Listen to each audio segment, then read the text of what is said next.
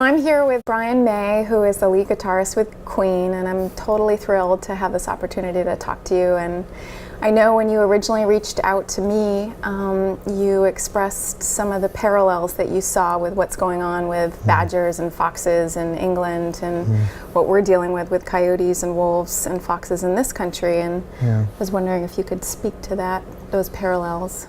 Yes, in England it's foxes who have been traditionally for a couple of 100 years hunted for sport, for the enjoyment of people watching packs of dogs tear them apart. And the barbarity of that I find staggering, but there are very large and very rich pressure groups in England that want that to continue. It was actually outlawed by the Hunting Act about 20 years ago. But there's a very powerful lobby trying to bring all the blood sports back into Britain. And that's why we started. I had this campaign called Save Me, which is about giving wild animals a voice. And it started off with foxes. It's now very much concerned with badgers too, because badgers are being blamed for the spread of a disease, which actually, of course, is spread by intensive farming. So the badgers are being scapegoated, and our government is conducting a war on wildlife, really. And at the moment, hundreds are being shot down, being gunned down. There is no independent monitoring to see if it's being done humanely. They're destroying badger families. Badgers are very much indigenous to England. They had their family groups in Britain long before there were humans there.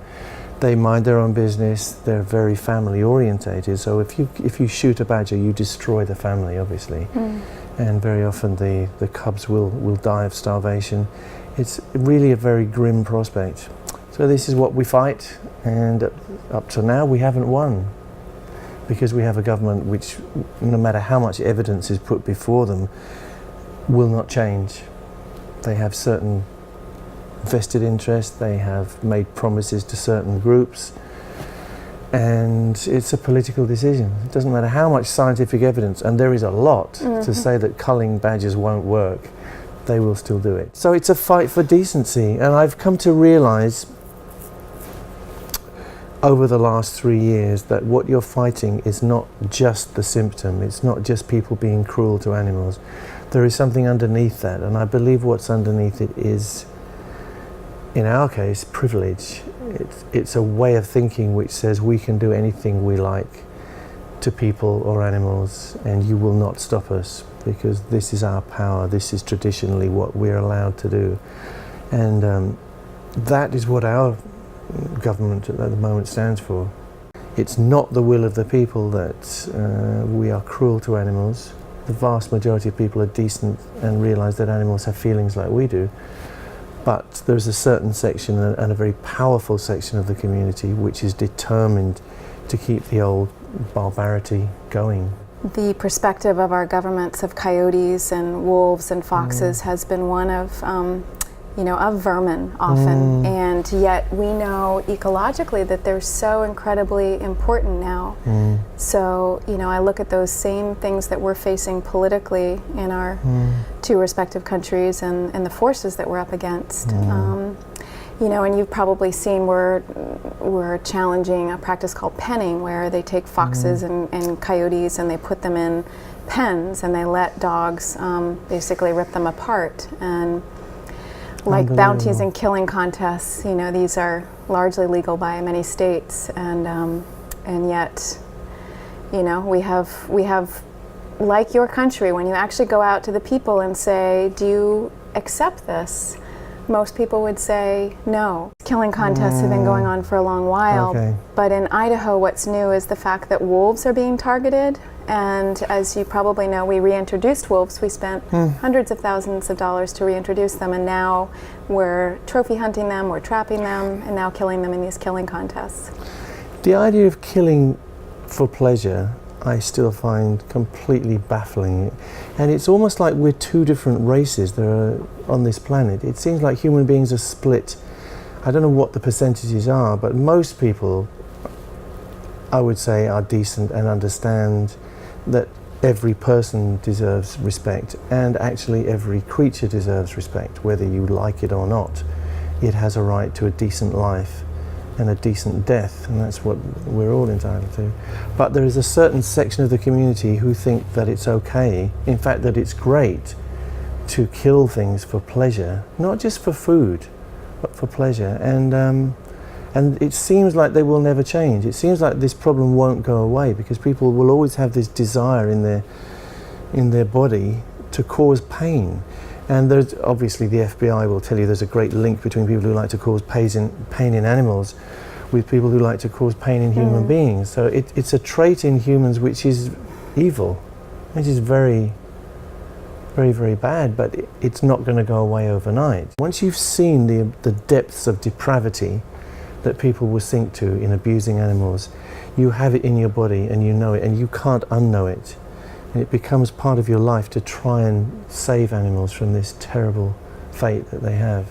And hopefully things will improve. I believe they will improve, because we abolished slavery, we got women the vote, we don't burn witches at the stake anymore. We should not be torturing animals in any shape or form. My hope is in the youth, and I do think that people in general are born with a certain amount of empathy and compassion, and we desensitize through so many different ways of society. So I guess I have hope in some ways of young people that will continue to connect with others beyond humans. You can tell with people as soon as you meet them, can't you? Because if they use the word vermin, you know immediately, because what is vermin? It's something which you don't think ought to be there because it inconveniences you, something you think is dirty or is going to hurt you in some way, something that you fear. They all have a legitimate right to live on this planet the same as we do. Why would we deny them that? So many of our assumptions are wrong, the ones that we were brought up with, and these false claims about animals vindicated our right to raise them for food and abuse them. I mean, the way that veal is treated, the way that the calves are treated to make veal, the way birds are force-fed to make foie gras, you know, all these disgusting, abusive, painful processes are all justified by saying, oh, animals don't have feelings. Humans act because of reason, animals act on instinct. Well, it ain't true. There is not that sharp dividing line, and you see it in every animal that you interact with. The more you get to know an animal, the more you understand that it has a thought process which may not be inferior to your own. There's so much evidence, for instance, dolphins seem to be using their brain in a more effective way than humans. They seem to be using a larger portion of their brain than we do. I think the more that we study animals, the more that we're seeing that not just intelligence, but an emotional life and cultures and dialects and families. An emotional intelligence. And why would we think that our intelligence is better than theirs? See, I come from an astronomy background, and it used to be thought that the Earth was the center of the universe. Everything revolved around the Earth, the moon, the sun, the stars. And gradually it was discovered that this is not the case. Actually, we're not in the center even of our own little family of planets. The sun is the center.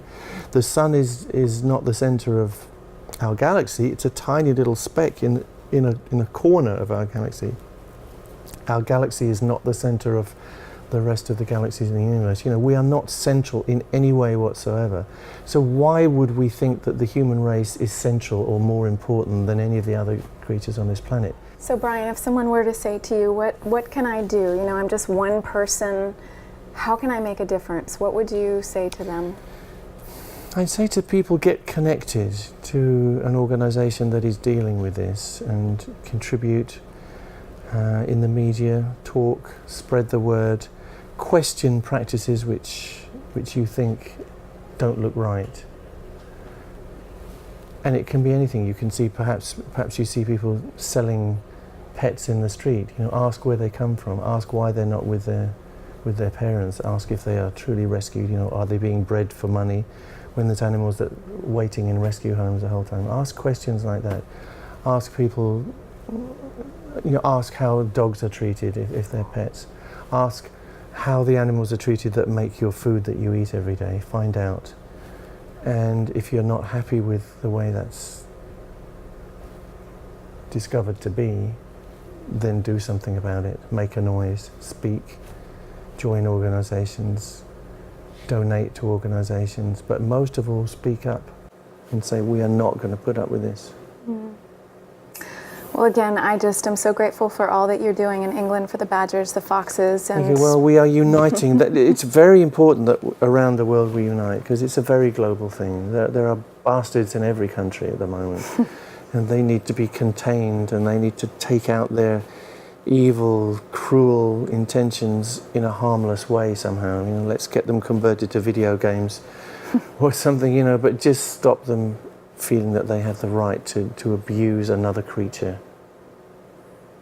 Thank you so much, Brian. Thank you.